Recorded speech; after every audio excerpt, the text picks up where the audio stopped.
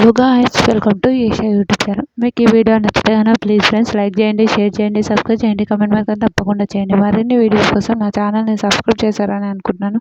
Please friends నచ్చితే మాత్రం subscribe చేశారని నేనైతే అనుకుంటున్నాను.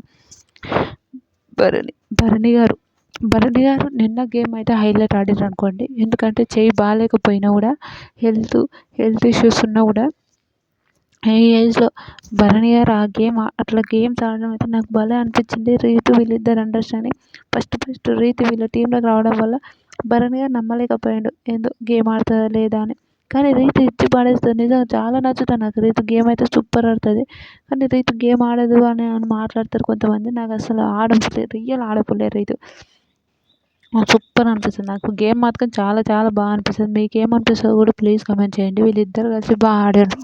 ఓకే, నాట్ బ్యాడ్, చాలా బాగా గేమ్ ఆడారు అని చెప్పాను. కానీ ఓకే, ఇమాన్యుయల్ వాళ్ళు గెలిచారు ఆ టీంలో. కానీ రీతు వాళ్ళు చాలా బాగా గేమ్ ఆడారు. ఓకే, ట్రై చేశారు. అదొకటైతే నేను చెప్పగలుగుతా. ఇమాన్యుయల్ వాళ్ళ అందరికన్నా ట్రై చేయడం చెప్పగలుగుతా నేను. తర్వాత ఇంకా వీళ్ళిద్దరు గెలవలేకపోయారు. కానీ వీళ్ళకి అండర్స్టాండింగ్ ఉంటుంది. కెప్టెన్సీ కంటెండర్లో కూడా వీళ్ళని తీసేయాలి అని అన్నప్పుడు అదేంటారు, నిఖిల్ రీతు పేరు చెప్పినప్పుడు ఇదే మా టీంకి వచ్చిన ప్రాబ్లం ఇది, అందువల్లనే మా టీం వాళ్ళు అందరు ఎక్కడోళ్ళు అక్కడ ఎలిమినేషన్ అవుతున్నారు అని చెప్తుంటారు. నాకు ఇది హైలైట్ అనిపించింది.